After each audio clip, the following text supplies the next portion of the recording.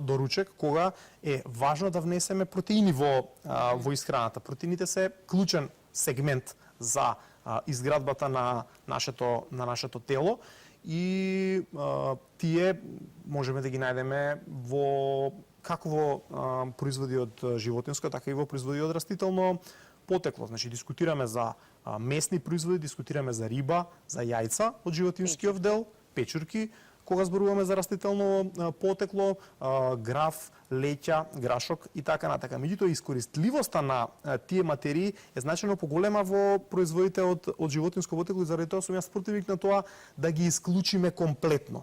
Не треба да го исклучиме ние место, треба да го селектираме правилно. Поготово во детска развојна возраст. Понатака може да правиме одлуки во животот како ни одговара.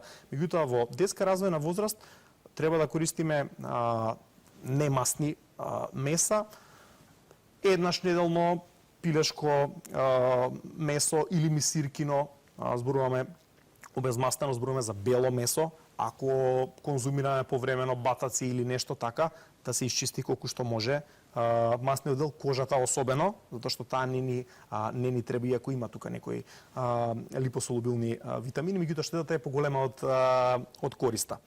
Понатаму тенденција на тоа да свинското месо ретко се користи во исхраната. Може да го користиме, меѓутоа да не биде тоа честа појава. Како основна намирница да не е.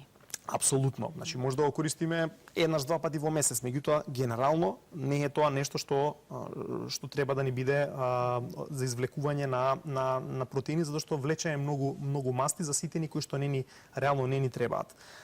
Трета, односно ќе направат повеќе штета од корист. Трета работа е заменување на месните оброци со рибини оброци кога можеме да си дозволиме тоа и кога имаме квалитетна риба на располагање. Зборуваме за немасна риба, пред